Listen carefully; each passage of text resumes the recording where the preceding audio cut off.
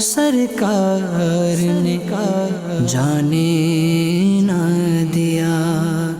الحمدللہ رب العالمین والصلاة والسلام علی سید المرسلین، اما بعد فاعوذ باللہ من الشیطان الرجیم، بسم اللہ الرحمن الرحیم۔ الصلاة والسلام علیک یا رسول اللہ وعلی آلک واصحابک یا حبیب اللہ۔ الصلاة والسلام علیک یا نبی اللہ وعلی آلک واصحابک یا نور اللہ۔ میرے میٹھے اور پیارے اسلامی بھائیوں، آئیے بیان سے پہلے کچھ اچھی نیتیں کر لیتے ہیں۔ نبی پاک صلی اللہ تعالی علیہ وسلم کا فرمان عالی شان ہے، نیت المؤمن خیر من عملی، مومن کی نیت اس کے عمل سے بہتر ہوتی ہے۔ تو سب سے پہلے یہ نیت کر لیں کہ اللہ عز و جل کی رضا کے لیے اول تا آخر بیان میں شرکت کروں گا، ادھر ادھر دیکھنے سے بچتے ہوئے، بات چیت کرنے سے بچتے ہوئے، موبائل فون کے استعمال سے بچتے ہوئے، ممکن ہوا تو دھیان سے کان لگا کر بیان سنوں گا۔ درود پاک کے بے شمار فضائل و برکات ہیں، بہت ساری احادیث فضائل درود میں ملتی ہیں، بہت سارے واقعات کتابوں میں درود پاک کے فضائل میں ملتے ہیں۔ رسول پاک صلی اللہ تعالی علیہ وسلم کا فرمان ہے، جس بندے پر کوئی مصیبت آ جائے تو وہ مجھ پر درود پاک کی کثرت کرے، کیونکہ درود پاک مصیبتوں پریشانیوں کو لے جاتا ہے اور رزق کو بڑھاتا ہے۔ آج کے بیان میں میں ایک ایسے موضوع کی طرف آپ سب کی توجہ چاہوں گا کہ جو اگر اچھے انداز سے اس کو اپنایا جائے اس سے بچا نہیں جا سکتا۔ وہ ایک ایسی عادت ہے کہ کوئی کہے کہ جناب وہ عادت میرے اندر ہے ہی نہیں، تو یہ پاسبل نہیں۔ انسان اس ہیبٹ سے، اس عادت سے بچ نہیں سکتا، لیکن اس عادت کو وہ ڈائیورٹ کر سکتا ہے، ایک اچھی سوچ دے سکتا ہے اور اس سے ثواب بھی کما سکتا ہے۔ وہ کون سی عادت ہے؟ انشاءاللہ اس پر مدنی پھول حاصل کریں گے۔ پہلے شروع میں ایک قرآنی واقعہ سنیے۔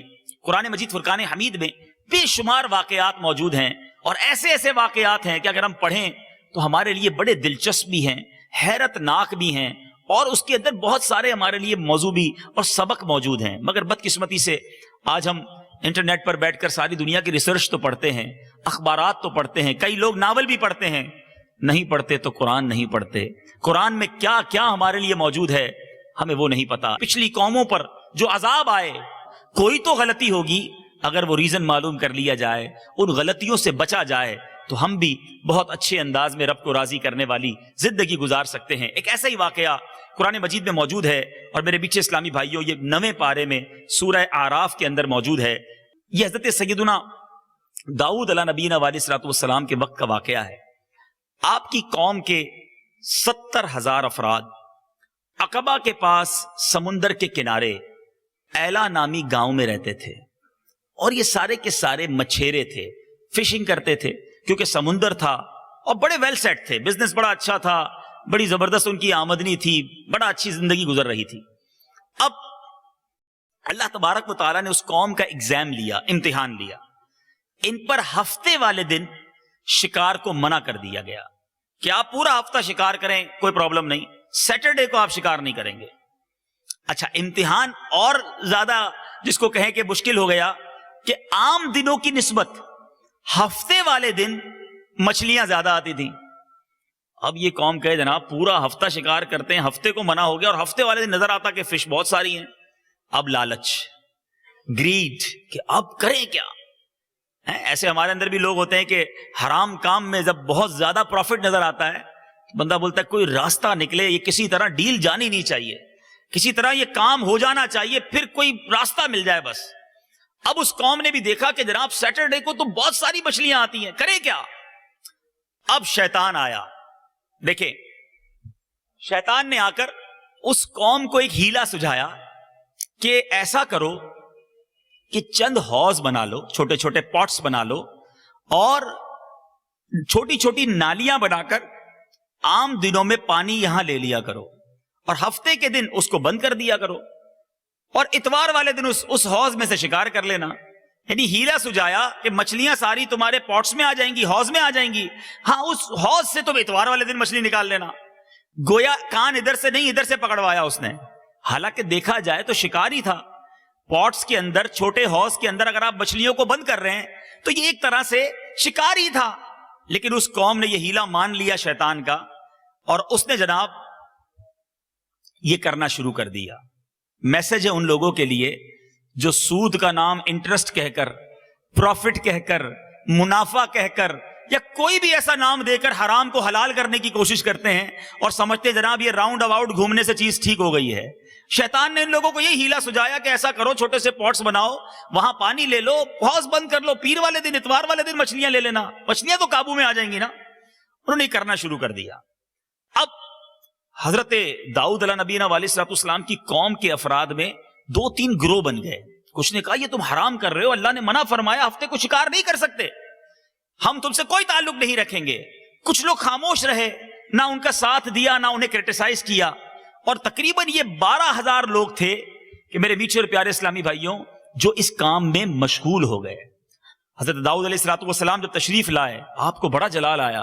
اچھا اس قوم نے کام کیا کیا کہ جو وہ 12,000 لوگ تھے آپس میں ایک دیوار کھڑی کر لی. کہا تم الگ ہم الگ، ہم تمہارے ساتھ نہیں رہیں گے، تم حرام کما رہے ہو، ہمارا تم سے کوئی تعلق نہیں. بیچ میں ایک دیوار کھڑی کر دی گئی. اب 12,000 لوگ اس طرف ہو گئے، باقی لوگ اس طرف ہو گئے. حضرت داؤد علیہ السلام جب تشریف لائے اور انہوں نے آ کر جب دیکھا کہ یہ قوم اللہ کی بات نہیں مان رہی اور ہفتے کو شکار کر رہے ہیں، آپ نے اس قوم پر لعنت فرمائی. اب میرے میٹھے اور پیارے اسلامی بھائیوں اس کا اثر یہ ہوا کہ ایک دن ایسا آیا کہ ان 12,000 لوگوں میں سے کوئی بھی شخص اس دیوار سے اس طرف نہ آیا. یہ لوگ حیران ہو گئے کہ آج پورے دن میں کوئی بھی نہیں آیا. اب جب ان لوگوں نے دیوار پر چڑھ کر وہاں دیکھا تو میرے میٹھے اور پیارے اسلامی بھائیوں وہ ساری کی ساری قوم بندر بن چکی تھی. 12,000 افراد وہ سارے کے سارے دھتکارے ہوئے بندر بن گئے. اب وہ 12,000 لوگ جب بندر بنے، کیونکہ آپس میں رشتہ داریاں تھی، اب وہ لوگ یہاں آتے اور آ کر انہوں نے اپنے قوم کے لوگوں کو تو پہچان لیا. کوئی کزن تھا، کوئی چچا تھا، کوئی ماموں تھا، ان کو پہچانتے تھے وہ بندر. لیکن یہ لوگ نہیں پہچانتے تھے کہ یہ بندر کون ہے، میرا کون سا رشتہ دار ہے. آ کر وہ روتے رہے، کپڑے سونگتے رہے، 3 دن تک زندہ رہے. مگر 3 دن کے بعد وہ 12,000 کے 12,000 افراد وہ دنیا سے چلے گئے. قرآن کا یہ واقعہ اے میرے میٹھے اسلامی بھائیوں بعد والوں کے لیے زبردست عبرت ہے. بدقسمتی یہ ہے ہم پڑھتے نہیں، ہم قرآن کو سمجھتے نہیں. قرآن میں ایسے ایسے واقعات موجود ہیں کہ پڑھے تو پتا چلے کہ جو غلطیاں آج ہم کر رہے ہیں وہ غلطیاں پچھلی قومیں کر گئیں اور ان غلطیوں کی بنا پر سزائیں بھگت چکی. اگر آج مجھ پر اور آپ پر عذاب نہیں آ رہا، نبی پاک علیہ الصلوۃ والسلام کے فیضان سے ہم پر عذاب نہیں آ رہا، لیکن کوئی ایک دن تو ہوگا نا جس دن جواب دینا پڑے گا، جس دن سوال ہوگا. اے میرے میٹھے اور پیارے اسلامی بھائیوں ذرا غور کیجئے اس واقعے سے میسج کیا ملتا ہے کہ کبھی بھی اللہ کی ناراضی والے کام کی طرف نہیں جانا چاہیے. اور خاص طور پہ جب روزی کا معاملہ ہو، رزق کا معاملہ ہو، اس میں حرام کی طرف نہیں جانا. آج مسلمان حلال کو چھوڑ کر حرام کی طرف بڑی تیزی کے ساتھ جا رہا، اور اس کے پیچھے ایک جو وجہ ہے وہ ہے لالچ، ہرس، گریڈ. اس کی بنا پر کہ بہت زیادہ جمع ہو جائے اور بس جلدی جلدی میں سمیٹ لوں. آج میرے میٹھے اور پیارے اسلامی بھائیوں آپ نے ایک قرآنی واقعہ سنا کہ لالچ کی بنا پر اس قوم نے اپنے نبی کی بات نہ مانی، یہ قوم کے افراد بندر بن گئے. آج میں اور آپ بھی لالچ میں مبتلا ہے. جی ہاں، کوئی یہ نہیں کہہ سکتا کہ میں لالچ میں مبتلا نہیں، کیونکہ لالچ سے کوئی نہیں بچ سکتا.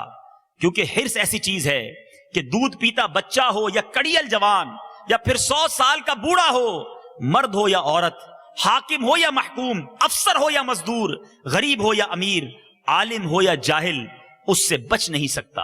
ہاں یہ الگ بات ہے کہ کسی کو اچھی لالچ ہوتی ہے اور کسی کو بری لالچ ہوتی ہے. لالچ کی 3 قسمیں بنیں گی. سب سے پہلے قرآن کیا کہتا ہے اس ہرس کے بارے میں، لالچ کے بارے میں؟ قرآن کہتا ہے سورہ نساء آیت نمبر 128 میں ارشاد ہوتا ہے وَأُحْضِرَتِ الْأَنفُسُ الشُّحَّ، ترجمہ کنز ایمان، اور دل لالچ کے پھندے میں ہیں. یعنی جو ہمارا دل ہے نا یہ لالچ سے بچ نہیں سکتا. تفسیر خازن میں اس آیت کے تحت ہے لالچ دل کا لازمی حصہ ہے کیونکہ اس کو اسی طرح بنایا گیا ہے. یعنی جو دل ہے نا وہ لالچ سے بچ ہی نہیں سکتا, وہ بلٹن ہے اس کے اندر, بنایا ہی اس کو لالچ کے ساتھ گیا ہے. اب جناب آپ کہیں گے کہ بچے کیسے؟ تو لالچ تو رہے گی دل میں, مگر اس لالچ کو ہم نے ڈائیورٹ کرنا ہوگا, اس کے رخ کو تبدیل کرنا ہوگا. کچھ لوگ بری لالچ میں پڑ گئے جو دنیا بھی برباد کر رہے ہیں, آخرت بھی برباد کر رہے ہیں. ارے انسان تو ایک طرف رہے, حرص اور لالچ جو ہے نا میرے بیچے اسلامی بھائی, اس میں جانور بھی مبتلا ہوتے ہیں. اور کتے کا لالچ بڑا مشہور ہے, یہ اتنا حریص ہوتا ہے کہ اسے کوئی مرا ہوا جانور اکیلے کھانے کو مل جائے وہ اسے اکیلے ہی ہڑپ کرتا ہے, کسی دوسرے کتے کو قریب بھی نہیں آنے دیتا. ایسے ہی ایک لالچی کتے کی ایک سبق آموز حکایت کتابوں میں لکھی ہے, بڑا زبردست میسج ہے اس میں ہم لوگوں کے لیے, جو کہتے ہیں جناب سب کچھ مجھے مل جائے, سب میں ہی سمیٹ لوں, سارے دریا کا پانی میں ہی پی لوں, بزنس سارا میں ہی سمیٹ لوں, اگلے کا بیڑا غرق ہوتا ہو تو ہو جائے. کتابوں میں لکھا ہے ایک حکایت کہ ایک کتا بڑا بھوکا تھا اور کھانے کے لیے تلاش میں ادھر ادھر مارا پھر رہا تھا. اچانک اس کو ایک ہڈی ملی, اس نے منہ میں اس کو دبایا اور ایک نہر کے کنارے کنارے چلنے لگا. اب نہر کے کنارے چلنے لگا تو اس کی نظر نہر میں پڑی. اب کتا تھا نا, اس کو اتنی عقل تو تھی نہیں, نہر میں اس کو اپنا عکس نظر آیا اور وہ سمجھا کہ جناب ایک اور کتا بھی ساتھ ساتھ ہے اور اس کے منہ میں بھی ایک اور ہڈی ہے. تو اس نے سوچا یہ والی ہڈی جو ہے نا یہ بھی مجھے مل جائے جو اس کتے کی جو نہر میں نظر آ رہی ہے, اور ایک کی بجائے دو ہو جائیں گی. اب اس نے کیا کیا کہ اس کتے کو ڈرانے کے لیے بھونکنا شروع کیا کہ میں بھونکوں گا یہ بھاگ جائے گا اور ہڈی میں لے لوں گا, پتہ نہیں تھا میرا ہی عکس ہے. جب اس نے بھونکا تو منہ سے ہڈی نکلی اور وہ بھی پانی میں چلی گئی اور اس کے ہاتھ میں کچھ نہ رہا. آج یہ میسج ہے ہمارے لیے, جو لوگ چاہتے ہیں کہ دوسروں کا چھن کر میرے پاس آ جائے, کسی طرح اور انکریز ہو جائے, چاہے کوئی بھی راستہ اختیار کرنا پڑے, چاہے وہ جائز ہو چاہے وہ ناجائز ہو, یہ ان سب کے لیے میسج ہے کہ لالچ بری بلا ہے جو ہم سنتے ہیں نا, وہ یہ والی لالچ ہے جس میں انسان اللہ کی ناراضی اختیار کرتا ہے. ایک لالچ بہت اچھی ہے, جی ہاں, ایک لالچ اللہ کو بڑی پسند ہے. اے کاش اللہ تعالیٰ ہمیں وہ لالچ, وہ حرص عطا کر دے جو اس کی بارگاہ میں محمود ہے, اور اس کے وہ حریص بندے جو اسے راضی کرنے کی فکر میں رہتے ہیں. ان کی حرص کیا ہوتی ہے؟ ایک حرص ہوتی ہے محمود, اچھی لالچ, اچھی حرص, اور وہ کیا ہے؟ نیکیوں کی حرص, عبادت کی حرص, تلاوت کی حرص. لالچ ہے درود پاک پڑھنے کی, لالچ ہے اللہ کے ذکر کرنے کی, لالچ ہے حرمین طیبین بار بار جانے کی. اگر یہ تمام کام اللہ کی رضا کے لیے ہو رہے ہیں, بہترین لالچ ہے. اے میرے میٹھے اور پیارے اسلامی بھائیوں, ہمیں اچھی کاموں کی لالچ کیسے کرنی چاہیے؟ نبی پاک علیہ الصلوۃ والسلام کا فرمان ہے, میرے آقا فرماتے ہیں احرس, حرص کرو, لالچ کرو. نبی پاک فرما رہے ہیں کس کی؟ علی ما ینفعک واستعن باللہ ولا تعجز, یعنی اس پر حرص کرو جو تمہیں نفع دے اور اللہ سے مدد مانگو, عاجز نہ ہو. ہمارے اسلاف نے بھی تو یہ حدیثیں سنی تھی, دیکھو کیسی حرص تھی, کیسی تمنا تھی. آج لوگ کہتے ہیں جناب لائف بہت تھوڑی ہے, جلدی جلدی کام کرنا چاہیے, جلدی جلدی دنیا بہتر کر لو, جتنا انجوائے کرنا ہے کر لو, ہم دنیا سے چلے جائیں گے. ایک مینٹل لیول تو یہ ہے, ہمارے اسلاف کا مینٹل لیول کیا تھا؟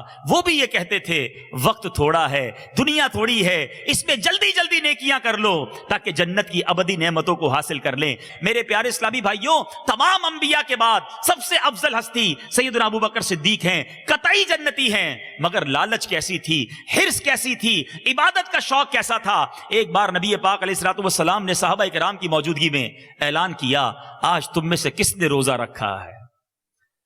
سیدنا ابو بکر صدیق رضی اللہ عنہ عرض کرتے ہیں یا رسول اللہ میں نے روزہ رکھا ہے. چلیں ٹھیک ہے جناب. پھر پوچھا پیارے آقا علیہ الصلوۃ والسلام نے, آج تم میں سے کس نے جنازے میں شرکت کی ہے؟ سیدنا ابو بکر صدیق عرض کرتے ہیں آقا آج میں نے جنازے میں بھی شرکت کی ہے. ارشاد فرماتے اچھا یہ بتاؤ آج تم میں سے کس نے مسکین کو کھانا کھلایا ہے؟ صدیق اکبر عرض کرتے ہیں یا رسول اللہ آج میں نے مسکین کو کھانا بھی کھلایا ہے. چوتھا اناؤنسمنٹ صحابہ کرام کے سامنے, ارشاد فرماتے ہیں آج تم میں کس نے مریض کی عیادت کی ہے؟ صدیق اکبر عرض کرتے ہیں آقا میں نے آج مریض کی بھی عیادت کی ہے. سرکار دو عالم صلی اللہ تعالی علیہ وسلم نے ارشاد فرمایا جس کسی میں یہ خصلتیں جمع ہو جائیں وہ جنت میں داخل ہوگا. یہ ایٹیٹیوڈ تھا صحابہ کا. ایک ہی دن میں کتنے نیک کام ڈھونڈ ڈھونڈ کر کرنے ہیں. ہم بھی شیڈیول بناتے ہیں صبح واٹ ٹو ڈو، موبائل میں الارم، اپنے کمپیوٹر میں، بڑے لوگ ہوں تو سیکرٹری کو کہتے ہیں بتانا کل مجھے یہ کام کرنے ہیں. آپ نے جو کل پورے دن کا شیڈیول بنایا اس میں کیا لالچ ہے آپ کی؟ دنیا اچھی ہو جائے. کہیں عبادت کا ٹائم رکھا اس میں، کہیں درود کا ٹائم رکھا، کہیں تلاوت کا ٹائم رکھا، کہیں سیکرٹری کو کہا کہ جناب نماز کا وقت ہو تو 15 منٹ پہلے یاد دلانا مجھے وضو بھی کرنا ہے اور نماز سے پہلے جو 4 سنتیں وہ بھی ادا کروں گا تاکہ اور عبادت کا مجھے ثواب مل جائے، رب کی بارگاہ میں اور سجدے ہو جائیں. کیا معلوم جو آج میں نے اثر پڑھنی ہے کل وہ مجھے ملنی ہے کہ نہیں ملنی. اے میرے میٹھے اسلامی بھائیوں، حرص کیجئے، لالچ کیجئے، مگر آخرت کی لالچ کیجئے. ایسا نہ ہو دنیا بناتے بناتے، ایسا نہ ہو اپنی دنیا کو بہتر کرتے کرتے ہم آخرت کو برباد کرتے چلے جائیں. ہمارے اسلاف کا عبادت کا شوق کیسا تھا. حضرت امیر المومنین عمر فاروق رضی اللہ تعالیٰ عنہ، سوچئے میں ان لوگوں کی بات کر رہا ہوں جو قطعی جنتی ہیں، گارنٹیڈ جنتی ہیں، جن کو دنیا میں نبی پاک نے مجدہ سنا دیا. سیدنا عمر فاروق رضی اللہ تعالیٰ عنہ وہ ہستی ہیں جن کے بارے میں میرے آقا فرماتے میرے بعد کوئی نبی ہوتا تو عمر ہوتا. عمر جس گلی سے گزر جائے اس گلی سے شیطان نہیں گزرتا. اس قدر بڑا اسٹیٹس ہے مگر پھر بھی عبادت کا جذبہ. ارے ہم تو گناہگار ہیں، ہمیں زیادہ عبادتیں کرنی چاہیے. وہ عبادت گزار اللہ تبارک و تعالیٰ کے مقبول بندے آپ پر جب حملہ ہوا، قاتلانہ حملہ ہوا، نیزے سے آپ کو زخمی کیا گیا تو حضرت سیدنا عمر رضی اللہ تعالیٰ عنہ کی خدمت میں حضرت ابن عباس حاضر ہوئے. ان پر کپڑا ڈالا ہوا تھا. ہم نے کہا کہ یہ ان کو بے ہوشی سے اٹھانا ہے، یہ نماز کے نام پر جتنی جلدی اٹھیں گے کسی اور چیز کے نام سے نہیں اٹھیں گے. اس زخمی حالت میں کہتے ہم نے عرض کی یا امیر المومنین نماز صلاح. امیر المومنین رضی اللہ تعالیٰ عنہ اٹھے اور فرمایا اللہ عز و جل کی قسم جو نماز ترک کرے اس کا اسلام میں کوئی حصہ نہیں. اس آخری سانسوں میں سیدنا امیر المومنین حضرت عمر فاروق رضی اللہ تعالیٰ عنہ نے نماز ادا کی. اے صحابہ کے اپنے آپ کو نوکر کہنے والوں، اے صحابہ کرام سے محبت کا دعویٰ کرنے والوں، ہمارے صحابہ آخری سانسوں میں زخمی حالت میں نماز پڑھیں. آج ہم پنکھے چل رہے ہوں، ایئر کنڈیشن چل رہے ہوں، ہم نماز کے وقت کھڑے نہیں ہوتے. یہ کیسی صحابہ کرام سے محبت ہے. ارے ایسا نہ ہو یہ غفلت بھری زندگی ہمارے ہاتھوں سے چلی جائے. یاد رکھو یہ نا زندگی ہے نا، یہ برف ہے. میرے اور آپ کے ہاتھ میں گویا ایک برف کا بلاک دے دیا گیا ہے. کسی کے ہاتھ میں 30 سال کا ہوگا، کسی کے ہاتھ میں 40 سال کا ہوگا، کسی کے ہاتھ میں 50 سال کا ہوگا اور یہ کبھی بھی پگھل جائے گا. پگھل رہا ہے ڈیلی. مگر مجھے نہیں پتا کہ آج اس برف پگھلنے کا آخری دن تو نہیں. کیا معلوم کل کی صبح میری زندگی میں نہ ہو. ارے اچانک ہمارے سامنے لوگ چلے جاتے ہیں، آپ کہتے ہیں، خود ہی کہتے ہیں ارے کل تو ہمارے ساتھ تھا، ہم نے ساتھ کھانا کھایا تھا. اے میرے بیچے اسلامی بھائیوں سوچئے اگر اسی طرح ہماری زندگی کا چراغ بھی گل ہو گیا تو ہم کہاں جائیں گے؟ ہم نے تیاری کتنی کی ہے. ہمارے اسلاف کے ایسے ایسے واقعات میرے پاس موجود ہیں. سیدنا صفوان بن سلیم رضی اللہ تعالیٰ عنہ، آپ کے بارے میں آتا ہے کہ آپ کی پنڈلیاں نماز میں زیادہ کھڑے ہونے کی وجہ سے سوج گئی تھی. آپ اس قدر کثرت سے عبادت کیا کرتے کہ آپ کو اگر کوئی کہہ دیتا کہ کل قیامت ہے تو آپ اپنی عبادت میں کچھ اضافہ نہ کر سکتے. یعنی اتنا زبردست شیڈیول پہلے ہی بنا ہوا تھا، اب اس میں کوئی سپیس نہیں تھی کہ قیامت کے لیے کچھ ایکسٹرا عبادت کر لیں. آپ کے بارے میں آتا ہے، دیکھیں اے ملتان میں رہنے والوں، آپ کے یہاں بڑی گرمی پڑتی ہے اور آج کل گرمی کے دن ہیں تو یہ بات ذرا جلدی سمجھ آ جائے گی. لائٹیں بھی کم ہوتی ہیں. گرمی میں ہم کہاں سوتے ہیں؟ کوشش کرتے ہیں چھت پہ لوگ سوتے ہیں تاکہ لائٹ نہ بھی ہو تو ہوا چلتی رہے، نیند آ جائے. سردی میں کہاں سوتے ہیں؟ کمرے کے اندر جا کے سوتے ہیں تاکہ سردی جو ہے اس سے بچاؤ ہو جائے. حضرت صفوان بن سلیم کے بارے میں آتا کہ آپ سردی کے دنوں میں کھلے آسمان تلے سوتے تھے اور گرمی کے دنوں میں بند کمرے میں سوتے. اس کی وجہ یہ تھی کہ سردی کی وجہ سے زیادہ نیند نہ آئے، زیادہ رات کا وقت اللہ کی عبادت میں گزار لو. کمرے میں گرمی میں اس لیے سوتے کہ گرمی میری نیند سے اٹھا دے، تھوڑی نیند کر لوں اور باقی رات رب کی عبادت میں گزار لوں. اور ایک ہم ہیں کہ بڑے آرام دہ کمروں میں ہوتے ہوئے جب فجر کے وقت مؤذن اذان کی آواز لگاتا ہے حی علی الفلاح حی علی الصلاح، ہم اوندھے منہ ہو کر سو جاتے ہیں. لوگ کہتے ہیں نماز میں آنکھ نہیں کھلتی. میں آپ سے سوال کرنا چاہتا ہوں، جس دن آپ کی صبح 6 بجے کی فلائٹ ہو کیسے آنکھ کھلتی ہے؟ کتنے الارم رکھتے ہیں؟ ٹرین ہو کسی کی 7 بجے کی، 2 پڑوسیوں کو بھی کہہ کر سوتے ہیں دیکھو اٹھا دینا ٹرین نہ چلی جائے. جس کو صبح 7 بجے جاب پہ پہنچنا ہے، پتہ ہے لیٹ جاؤں گا تو کٹوتی ہو جانی ہے، وہ اپنی والدہ کو، گھر والوں کو کہہ کے سوتا ہے 6:30 بجے اٹھا دینا، کسی طرح بھی جاب پہ ٹائم پہ پہنچنا ہے۔ جاب امپورٹنٹ ہے، ٹرین امپورٹنٹ ہے، فلائٹ امپورٹنٹ ہے، ہمارے لیے نماز امپورٹنٹ نہیں ہے۔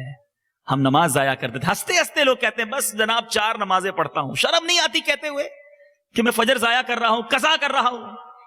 کبیرہ گناہوں میں سے گناہ کہا گیا نماز کو قضا کرنا۔ جس کو لالچ ہوتی، جس کو حرص ہوتی کہ یہ تھوڑی سی دنیا میں اپنی آخرت بہتر کر لوں، وہ کبھی نماز قضا نہ کرتا، وہ تو ڈھونڈتا اور عبادت کے موقع۔ حضرت سیدنا اکرمہ رضی اللہ تعالیٰ عنہ سے بروی ہے، قیامت کے دن ایک شخص اپنے باپ کے پاس آ کر کہے گا، آج والد بھی بیٹھے ہوں گے، بچے بھی بیٹھے ہوں گے، کتنا پیار کرتا ہے ہمارا والد ہم سے، ہیں؟ باپ وہ شخصیت ہے جو بیٹے کے لیے اپنی بھوک برداشت کر کے بیٹے کا پیٹ بھرتا ہے، ڈبل نوکریاں کر کے بیٹے کی خوشی پوری کرتے ہیں۔ مگر سنو، قیامت کے دن بیٹا اپنے باپ کے پاس جا کر کہے گا، ابو جان کیا میں آپ کا فرما بردار نہ تھا؟ باپ سے عرض کرے گا، کیا میں آپ سے محبت کا سلوک نہ کرتا تھا؟ کیا میں آپ کے ساتھ بھلائی نہ کرتا تھا؟ والد صاحب ذرا دیکھیے آج میں کیسی مصیبت میں گرفتار ہوں، مجھے اپنی نیکیوں میں سے صرف ایک نیکی دے دیجئے۔ سنو، ایک نیکی مانگے گا بیٹا والد سے، یا کہتا ہے حضور میرے ایک گناہ کا بوجھ اٹھا لیجئے۔ وہ والد جو بیٹے کی تکلیف پر تڑپ جاتا ہے، قیامت کے دن اپنے بیٹے کو جواب دے گا، میرے بیٹے تو نے مجھ سے وہ چیز مانگی ہے، وہ آسان تو ہے لیکن میں بھی اسی چیز سے ڈر رہا ہوں جس سے تم ڈر رہے ہو۔ اس کے بعد بیٹے سے باپ بات کرے گا، اپنے احسانات یاد دلائے گا، بیٹے میں نے تیرے لیے تو کیا کیا کیا تھا، کتنی تکلیفیں اٹھائی تھی، تجھے پال پوس کر بڑا کیا۔ وہ والد کہے گا کہ بیٹا تم مجھے ایک نیکی دے دو، یا میرے ایک گناہ کا بوجھ میرا بیٹا اٹھا لو۔ بیٹا کہے گا کہ آپ نے بہت تھوڑی چیز کا سوال کیا ہے ابو، لیکن مجھے اسی بات کا خوف ہے جس کا آپ کو ڈر ہے۔ گویا نہ بیٹا باپ کو ایک نیکی دے گا، نہ باپ بیٹے کو ایک نیکی دے گا۔ ارے جب اتنی امپورٹنٹ ہے ایک نیکی تو کیوں نہیں کر لیتے ابھی؟ کیوں نہیں لالچ کر کے ابھی زیادہ نیکیاں کما لیتے؟ وہاں ایک ایک نیکی کو انسان ترسے گا، اور آج نیکیاں کرنے کا موقع ہے تو ہمارے پاس ٹائم نہیں۔ اس دن کے لیے جمع کرو جس دن ایک ایک نیکی کی حاجت ہوگی۔ کرو لالچ، یہ دنیا کی نہیں بلکہ اپنی جنت حاصل کرنے کی، اپنی قبر کو جنت کا باغ بنانے کی لالچ کیجئے۔ اے میرے میٹھے اور پیارے اسلامی بھائیوں، حضرت جنید بغدادی آپ نے بڑا نام سنا ہوگا، آپ کی نزا کا وقت آ گیا، last moment of the life. لوگوں نے دیکھا کہ آپ تلاوت کر رہے ہیں، لوگوں نے پوچھا آپ کا آخری وقت ہے، سکرات کا عالم ہے، آپ ابھی بھی تلاوت کر رہے ہیں؟ فرمایا میرا نامہ اعمال لپیٹا جا رہا ہے، میں چاہ رہا ہوں جلدی جلدی اس میں اور اضافہ کر لوں۔ وہ نہیں ہوتا سمیٹتا انسان، یار دکان بند ہو رہی ہے تھوڑا اور سمیٹ لوں۔ ان لوگوں کو یہ نیت ہوتی تھی، اور تھوڑا اور، تھوڑی اور عبادت، تھوڑی اور تلاوت، تھوڑی اور نیکی، کہ جب جاؤں تو اور زیادہ سے زیادہ اچھے اعمال لے کر جاؤں۔ کیا میرا اور آپ کا یہ ذہن ہے؟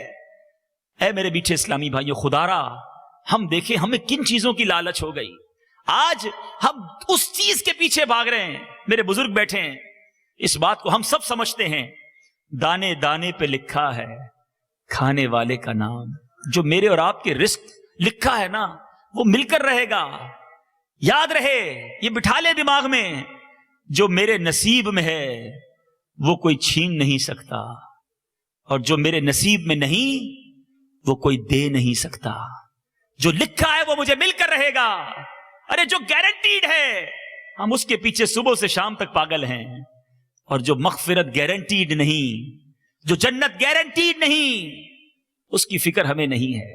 کچھ لوگ بڑی تکلیف میں یہاں جیتے ہیں، کاروبار نہیں چلتا، پرابلمز بہت ساری ہیں۔ سنو، اللہ کی رضا پہ راضی رہنا۔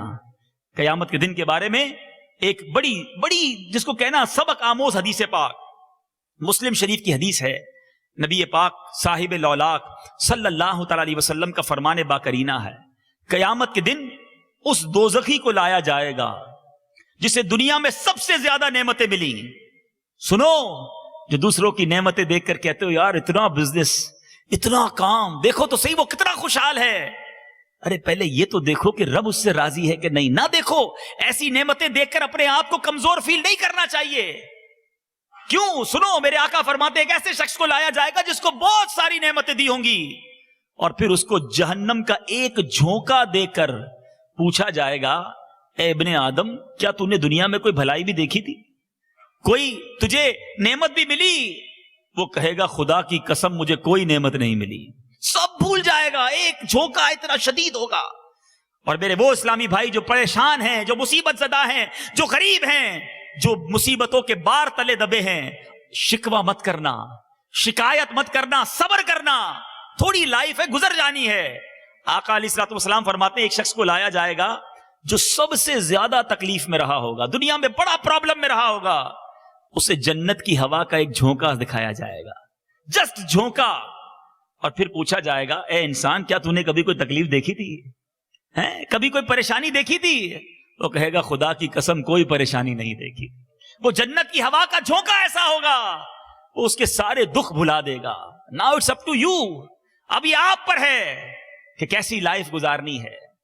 یاد رہے میرے میٹھے اسلامی بھائیوں, پیسے والا ہونا یہ شریعت کو ایسا نہیں کہ اس کو ڈسکریج کیا گیا ہے, مگر مال کمائیے جائز طریقے سے اور پھر اس کو جائز جگہوں پر خرچ کیجئے, اور اس کے ساتھ ساتھ صرف اسی میں زندگی مت گزاریے, آخرت کی تیاری کیجئے, لالچ کیجئے اپنے رب کو راضی کرنے کی. اے میرے میٹھے اور پیارے اسلامی بھائیوں, بدقسمتی سے اسی لالچ کی وجہ سے, اسی دوڑ کی وجہ سے ہمارے تاجر اسلامی بھائی انٹرسٹ کے کاروبار میں, سود کے کاروبار میں چلے جاتے ہیں. بس جناب ایک فیکٹری سے دوسری فیکٹری بن جائے, ایک گھر سے دوسرا مکان بن جائے, اب سودی ادارے بھی آ گئے, گاڑی لینی ہے کوئی پرابلم نہیں, ہم سے سود لے لو, ہم سے لون لے لو, اور لوگ جناب اس کو کچھ سمجھتے ہی نہیں ہیں. سنو سنو, سیدنا مالک بن دینار رحمت اللہ تعالی علیہ ایک بیمار کے سرہانے تشریف لائے, آخری وقت تھا. آپ رحمت اللہ تعالی علیہ نے اسے کئی بار کلمہ شریف کی تلقین کی, کلمہ پڑھو. کہتا ہے 10-11 10-11. آپ کہتے کلمہ پڑھو, وہ جواب میں کہتا 10-11 10-11. اس کو پوچھا تم کلمہ کیوں نہیں پڑھتے؟ کہتا ہے میرے سامنے آگ کا پہاڑ ہے, میں جب بھی کلمہ پڑھنے کی کوشش کرتا ہوں یہ آگ مجھے جلانے کو آ جاتی ہے. پھر آپ نے لوگوں سے پوچھا یہ کیا کام کرتا تھا؟ لوگوں نے بتایا یہ سود خور تھا اور کم تولا کرتا تھا. اے ملاوٹ کر کے, کم تول کر, ڈنڈی مار کر, سود کا کام کر کے کاروبار کرنے والوں, پیسے تھوڑے بڑھ جائیں گے لیکن اگر رب ناراض ہو گیا کدھر جائیں گے؟ قرآن مجید فرقان حمید میں ان کم ناپ تول والوں کے بارے میں قرآن کہتا ہے. چنانچہ سورہ بنی اسرائیل 15ویں پارے کی آیت نمبر 35 میں ارشاد ہوتا ہے وَأَوْفُوا الْكَيْلَ إِذَا كِلْتُمْ وَزِنُوا بِالْقِسْطَاسِ الْمُسْتَقِيمِ ذَلِكَ خَيْرٌ وَأَحْسَنُ تَأْوِيلًا. ترجمہ کنزُ ایمان, اور ماپو تو پورا ماپو, اور ماپو تو پورا ماپو, اور برابر ترازو سے تولو, یہ بہتر ہے اور اس کا انجام اچھا. کبھی بھی ناپ تول میں کمی نہیں کرنی چاہیے. بالکل اسی طرح جو سود کا کاروبار کرتے, سنو نبی پاک علیہ الصلوۃ والسلام فرماتے ہیں, ابن ماجہ کی حدیث ہے, سود 70 گناہوں کا مجموعہ ہے اور ان میں سب سے ہلکا یہ ہے کہ آدمی اپنی ماں سے بدکاری کرے. کوئی امیجن کر سکتا ہے, کوئی سوچ سکتا ہے اس فعل کو؟ مگر یہ کتنی خطرناک اگزامپل ہے کہ اس کا ہلکا درجہ یہ ہے کہ کوئی اپنی ماں کے ساتھ بدکاری کرے. پھر بھی کہتے ہیں جناب چلتا ہے, مارکیٹ کے ساتھ رہنا ہے, کاروبار بھی تو چلانا ہے, نہیں کریں گے تو کیسے چلے گا؟ نبی پاک صلی اللہ تعالی علیہ وسلم کا فرمان عالی شان, آپ نے سود کھانے والے, سود کھلانے والے, سود لکھنے والے اور سود کے دونوں گواہوں پر لعنت فرمائی کہ یہ سب گناہ میں برابر ہیں. خدا را چھوڑ دو, یہ لالچ ختم کر دو. سود کا کام کرنے والے کو اللہ سے جنگ کرنے والا کہا گیا. ارے کوئی اللہ سے جنگ کر کے بھی جیتا ہے, بربادی مقدر ہوگی, ہر چیز بک جاتی ہے. میرے پاس ایسی ایسی خبریں موجود ہیں, پچھلے دنوں کچھ اخباری رپورٹس میں آپ کو بتاتا ہوں. مرکز الاولیاء لاہور میں آپ کے ملتان روڈ کے رہائشی ایک رکشہ ڈرائیور نے سودی قرض ادا نہ کرنے کی وجہ سے اپنی بیوی اور 3 بچوں کے ساتھ زہر کھا کر خودکشی کر لی. ایک اور شخص کے بارے میں آتا ہے کہ جس نے ایک لاہور کا ایک رہائشی, کپڑے کی فیکٹری تھی, اس نے سود خوروں سے 1 کروڑ روپے قرض لیا, اس نے 3 کروڑ واپس کر دیے سود کی مد میں, مگر وہ کروڑ روپیہ ویسے کا ویسے ہی باقی رہا.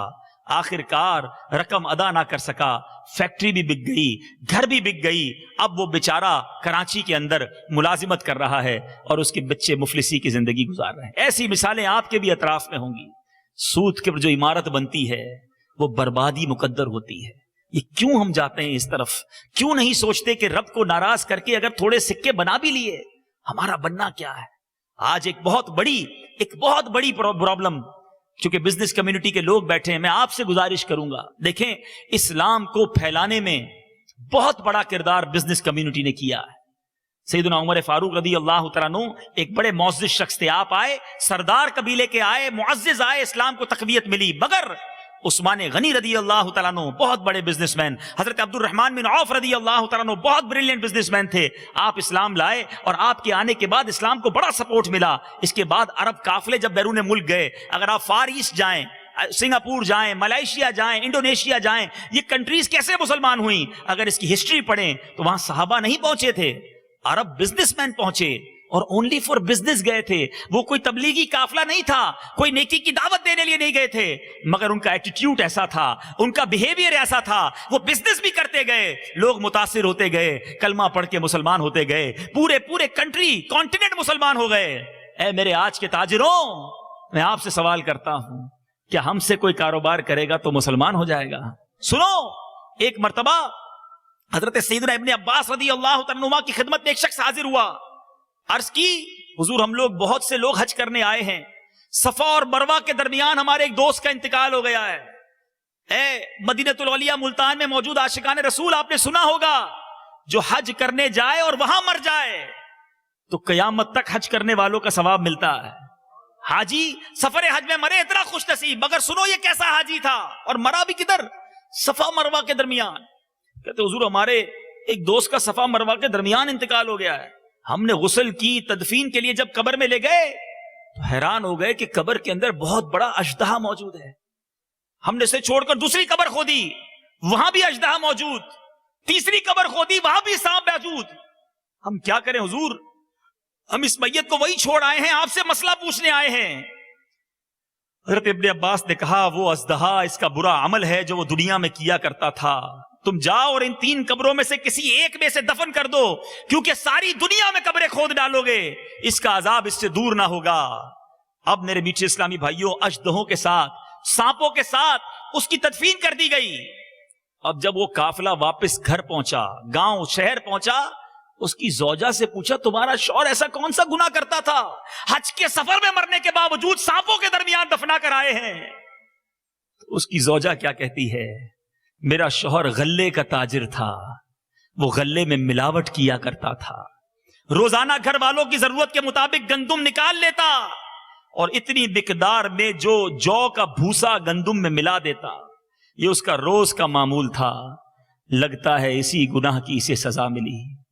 اے اناج میں ملاوٹ کرنے والوں، اے دوائیوں میں ملاوٹ کرنے والوں، اے میرے میٹھے اور پیارے اسلامی بھائیوں، جو کام آپ کرتے ہیں، بی مال کو اے کہہ کر بیچنے والوں، ڈیفیکٹو مال کو اچھا کہہ کر عیب چھپا کر بیچنے والوں، مسلمانوں کو دھوکہ دینے والوں، سنو، مال تو بک جائے گا مگر قیامت کے دن اگر پکڑے گئے تو کدھر جائیں گے؟ نہ کریں ایسا، بلکہ اب تو لرزہ یہ طاری ہوتا ہے کہ سنا ہے، مجھے کسی نے بتایا پچھلے دنوں کوئی ایسا اسکینڈل پکڑا گیا کہ بلڈ کے اندر جو خون لگایا جاتا ہے مریض کو، اس خون کے اندر ملاوٹ کی جاتی ہے۔ اللہ اللہ، مرنا نہیں، اللہ کو جواب دینا نہیں، یہ چند سکوں کی خاطر انسان کو مار دیتے ہو۔ توبہ کیجئے۔ آج میرے بزنس مین یہاں موجود ہیں، اگر آپ سب ایک ہو جاؤ اور نیت کر لو کہ سچا کاروبار کریں گے، اچھا کاروبار کریں گے، دھوکہ نہیں دیں گے۔ ارے اللہ تعالیٰ رزاق ہے۔ میرے وہ بھائی جو کبھی سوچتے بھی ہیں، ایسے بیانات ہوتے ہیں تو ڈبل مائنڈڈ ہو جاتے ہیں کہ بات تو ٹھیک ہو رہی ہے لیکن اگر سب چھوڑ دوں گا تو بزنس کیسے چلے گا؟ جناب بہت ساری چیزیں ڈیپینڈیبل ہیں میرے اس کام پر۔ میں آپ سب سے ایک سوال کرنا چاہتا ہوں کہ اگر آپ اللہ کو ناراض کر کے کام کر رہے ہیں اور وہ روزی دے رہا ہے، کیا آپ جب وہ ناراضی والا کام چھوڑ دیں گے تو وہ روزی بند کر دے گا؟ ارے وہ غیب کے دروازے کھولے گا، وہ اور عطا فرمائے گا، وہ برکتیں عطا فرمائے گا۔ اصل پرابلم یہ ہے میرے میٹھے اسلامی بھائیوں، ہم نے برکت کا کانسیپٹ کیا سمجھ لیا ہے؟ ہم سمجھتے ہیں برکت جو ہے وہ کوانٹٹی میں ہے، جس کے پاس بہت زیادہ ہے اس کو بڑی برکت ہے۔ یہ ہمارا مسکنسیپشن ہے۔ یاد رکھیں، برکت کا دار و مدار کوانٹٹی پر نہیں، برکت کا دار و مدار کوالٹی پر ہے۔ ایک شخص ہے، اس کے پاس کروڑوں روپے ہیں، بڑے ملازم ہیں، بڑا بنگلہ ہے، بڑی گاڑیاں ہیں، مگر سکون نہیں ہے۔ گھر میں پرابلم ہے, بیماریاں پیچھا نہیں چھوڑتی, ہر وقت یہ ٹینشن ہے کہیں میں اغوا نہ ہو جاؤں, کہیں پیسے برباد نہ ہو جائیں, ہمارا مال نہ ڈوب جائے. اگر وہ حرام کماتا ہے تو سوچے یہ پیسہ کس کام کا, تمہارے پاس سکون نہیں. اور میں اس کے کمپیریٹیولی کوئی ایسا شخص ہے جس کے پاس چند ہزار روپے ہیں مگر بڑی پرسکون لائف ہے, رات کو نیند بھی اچھی آتی ہے, بچے بھی فرما بردار ہیں, گھر میں کوئی بیماری نہیں ہے, اور جو کماتا ہے وہ حلال کماتا ہے. بتاؤ برکت کس کے پاس ہے؟ مسئلہ یہ ہے کہ ہم کوانٹٹی کو برکت سمجھتے ہیں. کوانٹٹی برکت نہیں, کوالٹی آف لائف برکت ہے. اللہ تھوڑا دے اور اس میں قناعت دے دے, اس میں خوشیاں دے دے, اس میں برکت دے دے, وہ بہت ہے. اس دوڑ میں نہ جاؤ کہ میں نمبر 1 ہو جاؤں, میں جناب اتنا بڑا بزنس مین ہو جاؤں, میرا جناب یہ اسٹیٹس ہو جائے. اے میرے میٹھے اور پیارے اسلامی بھائیوں, لالچ کرنی ہے مگر اچھی والی لالچ کرنی ہے, نیکیوں کی لالچ کرنی ہے.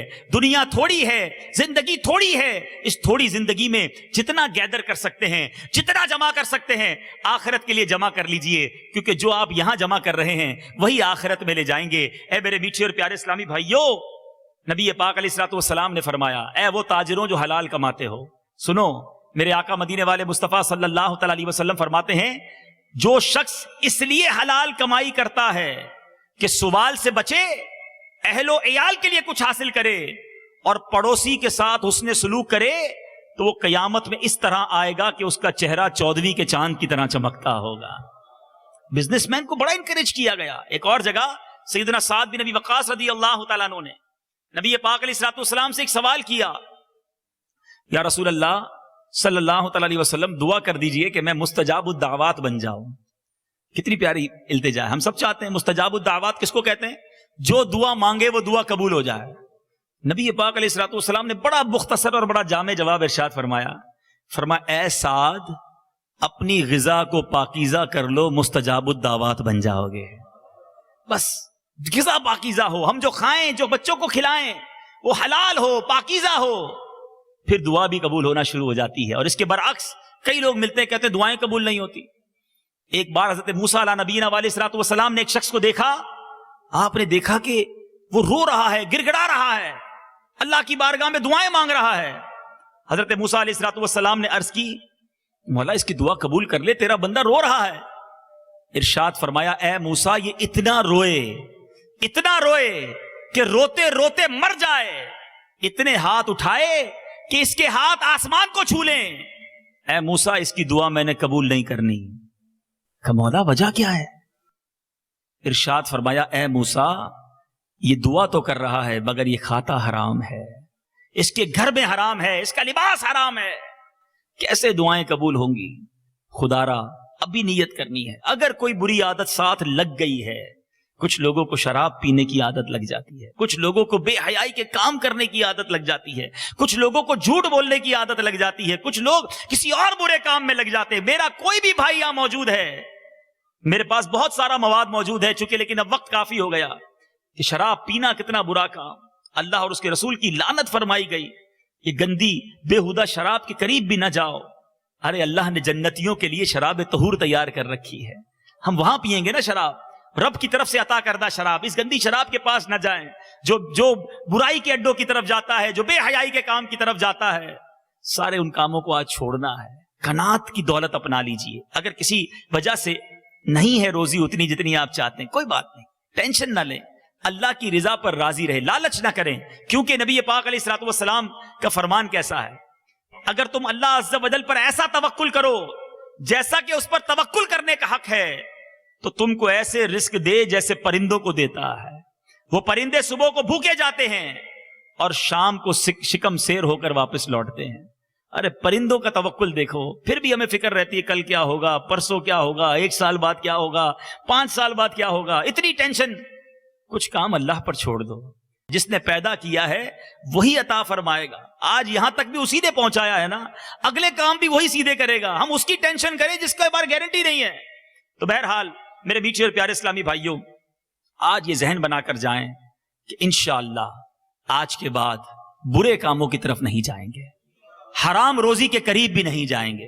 یہ ذہن بنا لیں, دانے دانے پہ لکھا ہے کھانے والے کا نام, جو میرے نصیب میں وہ مل کر رہے گا. لالچ کرنی ہے, ضرور کرنی ہے, مگر نیکیوں کی کرنی ہے, عبادت کی کرنی ہے. جمع کر لو, تھوڑی زندگی ہے، جمع کر لو، ہمیں نہیں پتا کب دنیا سے جانا ہے، جو موقع ملے نا نیکی کر لینی چاہیے. درود پڑھنے کا موقع ملا درود پڑھ لیجئے. تھوڑا ٹائم ہے، گندا کہتے ہیں تھوڑا سا فارغ ہوں، اس فارغ وقت کو یوٹیلائز کریں، تھوڑا ذکر کر لیں. کہیے سبحان اللہ، زور سے کہیے سبحان اللہ، الحمدللہ، اللہ اکبر. اب آپ کو پتا ہے آپ نے کتنی نیکیاں کما لی. حدیث پاک کے مفہوم کے مطابق جو ایک بار سبحان اللہ کہے جنت میں ایک درخت لگا دیا جاتا ہے. ایک بار الحمدللہ کہے اس کے لیے جنت میں درخت لگا دیا جاتا ہے. ایک بار اللہ اکبر کہے جنت میں درخت لگا دیا جاتا ہے. میں آپ سے سوال کرتا ہوں، 1 کروڑ روپے لے کر جاؤ کہیں اور کہو مجھے جنت میں درخت دے دو، دے سکتا ہے کوئی؟ نہیں دے سکتا. اور اتنے تھوڑے وقت میں آپ اتنی نیکیاں کما سکتے ہیں. جب آفس میں فارغ ہیں، آپ اپنی گاڑی میں بیٹھے ہیں، آپ ڈرائیو کر رہے ہیں، آپ کی زبان تو فارغ ہے نا، یوٹیلائز اس وقت کو درود میں استعمال کر لیں، ذکر و اذکار میں استعمال کر لیں. آفس سے گھر پہنچتے پہنچتے کتنے درود ہو جائیں گے، کتنی بار اللہ کا نام لے لو گے آپ. اور ذرا سوچیں یہ سارا راستہ آپ کے ذکر اللہ کا گواہ بھی بنتا چلا جائے گا. ہم تو ایسے لوگ ہیں کہ راستے کو بھی گناہ کا گواہ بناتے ہیں. گاڑی میں بھی میوزک ہے، کان میں ہیڈ فون لگا کے میوزک سنتے ہوئے جا رہے ہیں، پورا راستہ گواہ بن رہا ہے گناہ کا. ایسا نہ کرو. تھوڑا وقت ہے، کما لو، جمع کر لو، لیکن نیکیاں کما لو. کیونکہ جب یہاں سے میں اور آپ جائیں گے، کفن میں جیب نہیں ہوں گے، قبر میں تجوری نہیں ہوگی. میں اکیلا جاؤں گا اور اپنے اعمال لے کر جاؤں گا. بس یہ سوچے، نہ بیٹا کام آئے گا، نہ یہ دوست کام آئیں گے، نہ میرے نوکر چاکر، نہ میرا کر و فر. میں اکیلا ہوں گا. جو سجدے کیے ہوں گے، جو ذکر کیا ہوگا، جو تلاوت کی ہوگی، جو اچھے غریبوں کی مدد کی ہوگی، جو اللہ کی راہ میں خرچ کیا ہوگا، یہ مجھے وہاں کام آئے گا. جن کو اللہ نے مال دیا ہے اللہ کی راہ میں خرچ کرو، جتنا ہو سکے خرچ کرو. یہ نہ دیکھو کہ میں نے زکوٰۃ پوری دے دی اب اور کیوں کروں. روایتوں میں آتا ہے گن گن کر خرچ نہ کرو، ورنہ وہ رب کریم بھی تمہیں گن گن کر عطا فرمائے گا. جب وہ بے گنے دے رہا ہے تم کیوں گن رہے ہو؟ بانٹو اللہ کے نیک غریبوں کو، اللہ کے بندوں کو مدد کرو، ان کی اللہ کی راہ میں خرچ کرو. کیونکہ لوگ کہتے ہیں انشورنس کرواؤ. ایک بڑی پیاری روایت ارشاد باری ہے، حدیث قدسی ہے، جس کا مفہوم ہے میرے بندے اپنا مال میرے پاس رکھوا دے، نہ جلے گا، نہ ڈوبے گا، نہ کم ہوگا. میں تجھے اس وقت عطا کروں گا جب تجھے ایک ایک نیکی کی ضرورت ہوگی. یہ کتنی پیاری لاکر ہے کہ جمع کروا دو، ملٹی پلائی ہو کر اس دن ملنا ہے. تو اے میرے میٹھے اسلامی بھائیوں، ہم سب یہ نیت کر کے اٹھتے ہیں کہ آج کے بعد ہماری کوئی نماز قضا نہیں ہوگی. ایسا نعرہ لگائیں کہ شیطان یہاں سے دور بھاگ جائے. آج کے بعد ہماری کوئی نماز قضا نہیں ہوگی، فلمیں ڈرامے نہیں دیکھیں گے، گانے باجے نہیں سنیں گے، حرام روزی کے قریب بھی نہیں جائیں گے، اور اب باقی زندگی نبی پاک کی سنتوں کے مطابق گزاریں گے. اللہ تعالیٰ سے دعا ہے رب کریم ہم سب کو اپنی اس توبہ پر استقامت عطا فرمائے اور بری زندگی سے ہم سب کو نجات عطا فرمائے. صلو علی الحبیب صلی اللہ علیہ وسلم. میرے اعمال کا بدلہ تو جہنم ہی تھا، میں تو جاتا مجھے سرکار نے جانے نہ دیا.